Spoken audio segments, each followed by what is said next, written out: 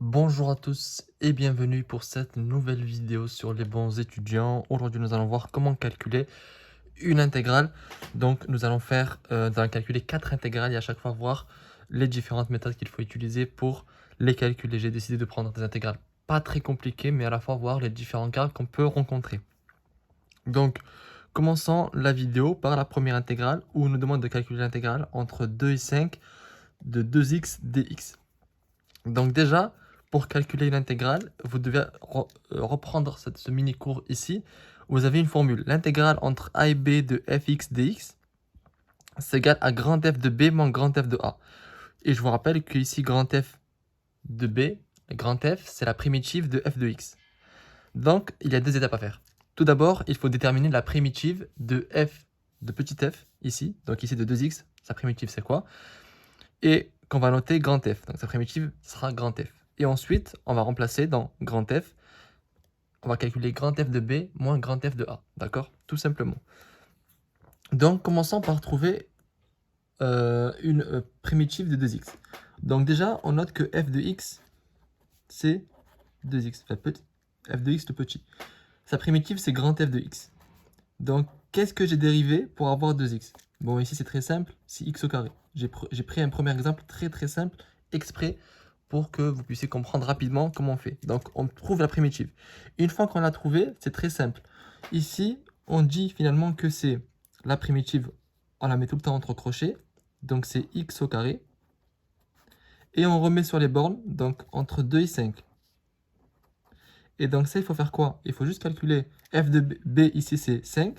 Donc 5 au carré moins grand F de a au carré. Donc grand F ici, c'est x au carré. A, c'est 2. Donc moins 2 au carré. Donc 5 au carré, ça fait 25. 2 au carré, ça fait 4. Donc 25 moins 4, ça fait 21. Et donc ça, c'est la primitive. Ça c'est l'intégrale entre 2 et 5 de 2x dx. Et si vous voulez avoir une interprétation, il faut savoir en fait que la primitive, ça sert à calculer une aire, une surface entre quoi et quoi. Ici, on va prendre par exemple, je ne sais pas quelle est l'allure du graphe exactement, mais on va en prendre un graphe qui fait ça. Ici, c'était entre 2 et 5, donc entre 2 et 5.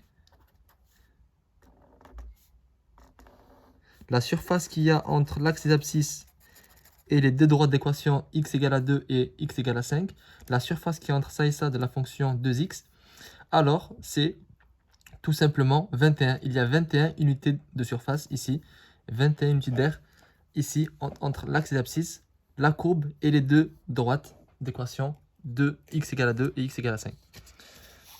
Ensuite, passons à la deuxième intégrale. Donc l'intégrale entre 1 et 5 de 4 sur x au carré.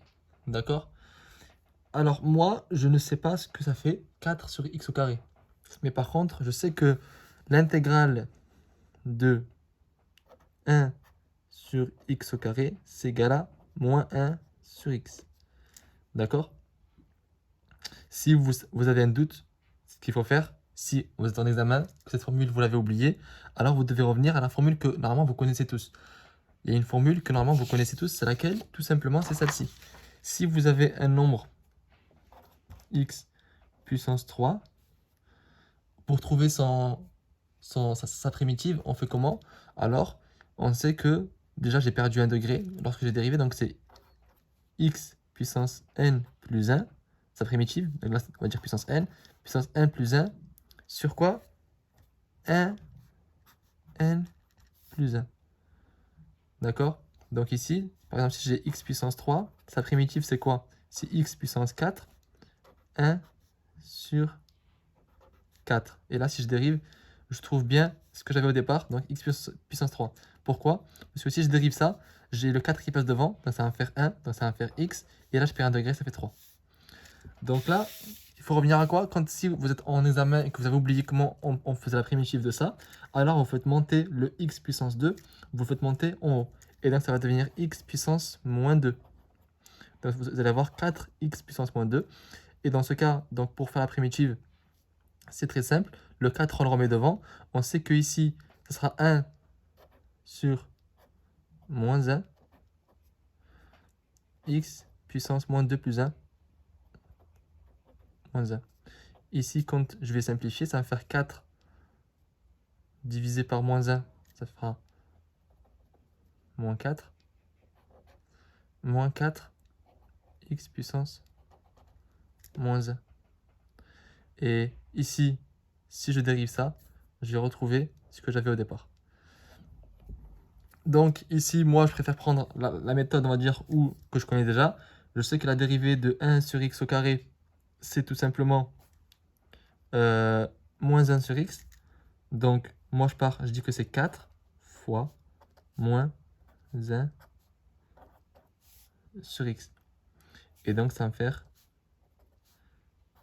moins 4 sur x. Et si vous le voyez bien, ici, c'est pareil. Ici, c'est moins 4 sur x. Puisque, en fait, finalement, ici, moins 4, pourquoi sur x? Parce que si je fais descendre le x en bas, ça va me faire x puissance 1. D'accord? Donc, c'est exactement la même chose. Sauf que là, c'est beaucoup plus rapide. Si vous vous souvenez de la formule que la primitive de 1 sur x au carré, c'est moins 1 sur x. Donc, vous dites que c'est moins 1 sur x. Parce que là, j'ai 4 fois ça. Mais je peux écrire du coup 4 fois ça. C'est ce que j'ai fait là. Et donc, j'ai la primitive qui est égale à moins 4 sur x. Je n'ai pas dû mettre égal, parce que là, c'est pas égal. C'est pas l'intégrale ici. Ça, c'est la primitive. Donc, ça, c'est grand f de x égale grand f de x. Ensuite, pour calculer l'intégrale, alors, dans ce cas, je vais l'évaluer entre moins 4 sur x de 1 à 5. D'accord? Ça, c'est égal à quoi? À moins 4 sur 5 moins 4 sur 1. Donc, ça va faire moins 4 sur 5 plus 4. Parce que moins, ça fait plus. Et donc, moins 4 sur 5, ça va faire environ 3,2 si je ne me trompe pas. Mais sinon, voilà, vous faites ça à la calculatrice et vous devez avoir le résultat. Mais ça, c'est la primitive de 4x au carré de x entre 1 et 5. Donc, je vous rappelle, la première étape, c'est de faire la primitive de 4 sur x au carré. Je vous ai donné deux méthodes. Une qui est en réalité plus complexe que vous pensez, mais ça, c'est si vous avez un oubli. Sinon, vous devez vous rappeler que la primitive de 1 sur x au carré, c'est moins 1 sur x. D'accord? Si vous vous rappelez de ça, ici, en fait, on a 4 fois 1 sur x carré. Donc, vous faites 4 fois moins 1 sur x. C'est ce que j'ai fait là. Ensuite, j'ai ma primitive et ensuite, je vais l'évaluer entre 1 et 5 puisqu'on me demande l'intégrale entre 1 et 5. Donc, je calcule grand f de b. Donc, ici, b, c'est égal à 5. Donc, grand f de b, ça fait moins 4 sur 5. Moins grand f de a. Donc, moins grand f de a. Donc, moins 4 sur 1. Parce que a est égal à 1. Ici, b est égal à 5. Donc, après, je fais le calcul. Tout simplement, je développe le moins, ça fait plus. Ça fait 4. Ici, moins 5 quarts plus 4. Normalement, si je ne me trompe pas, ça fait 3,2.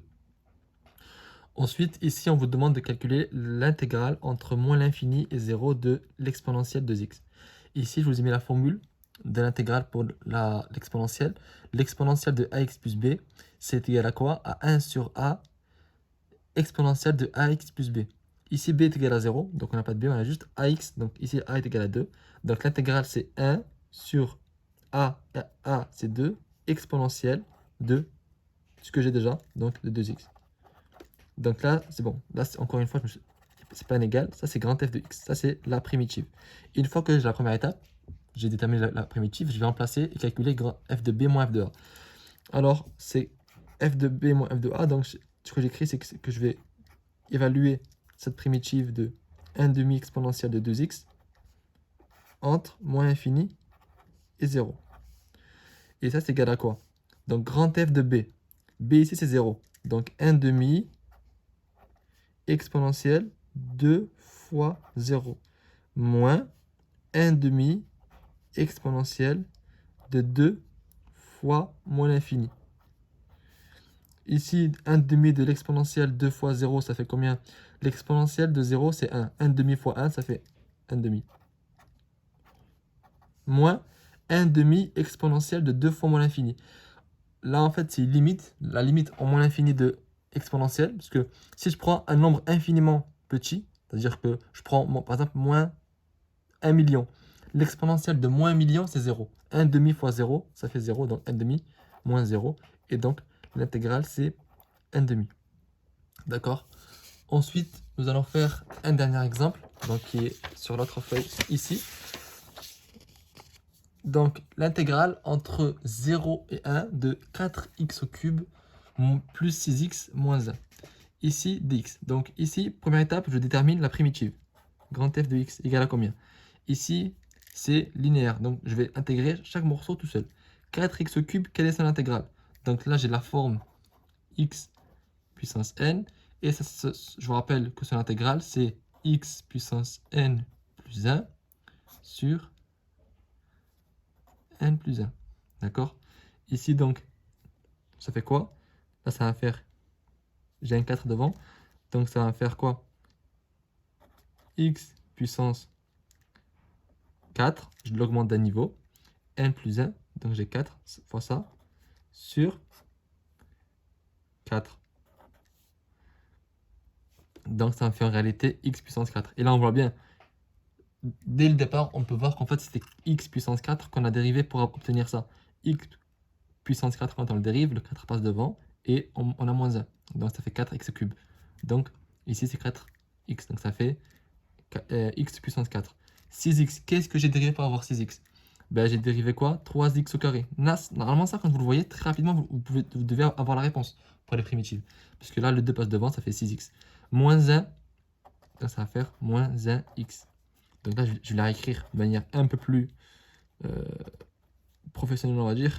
3x au carré moins x. Ça, c'est ma primitive, et donc c'est grand F de x. Ça, je vais l'évaluer.